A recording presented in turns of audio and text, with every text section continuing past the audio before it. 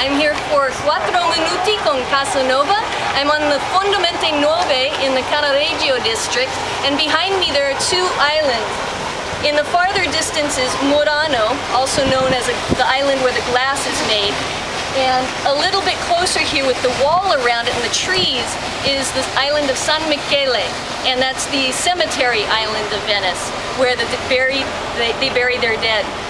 So I have a short Casanova story for you today. You may know from some of his stories that he had two lovers who were nuns.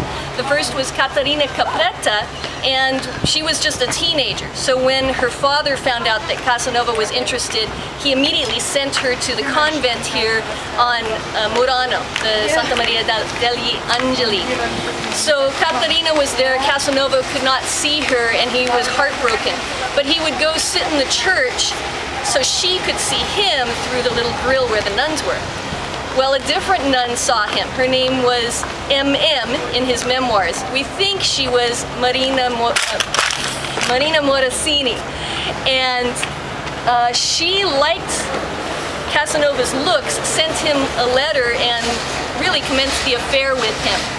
So it was when he was having the affair with Marina during carnival season, Casanova dressed in the costume of Pierrot and went to the nuns' convent, and they had a party where the nuns had to sit behind a wooden grill, but they could watch the people having the party. So Casanova was completely in costume. He didn't tell the women he was coming. He danced the furlana, he flirted with other people, he had a great time, which was very entertaining for everyone to watch. He then ran back into Venice, gambled for a couple hours, then came back to the rooms they had on Murano. He had a casino, a small apartment. Actually, Marina had the casino, and Casanova and Marina would meet there. So he went to have this wonderful meeting with her, very delicious affair. He opened the door and instead found Caterina. He was completely shocked because he didn't realize the two women knew each other inside the convent, that they had talked about them, that they both knew they were both having the affair with him. He just didn't know what to say, completely shocked. He was not in the mood for love at that point. He gave his apologies, handed over the key and said, "I won't be coming back." So it was terrible, he was heartbroken. He then got in a gondola.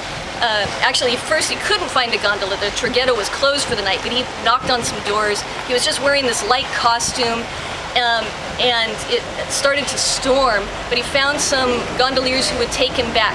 So he started coming across the water here, but right around San Michele, the storm got so bad, one of the gondoliers was knocked out of the boat, and it was just really frightening. So Casanova took some money, threw it on the boards of the boat, and said, "Tear off the felts of the little cabin, and then we'll have less wind, and then we can get the rest of the way in."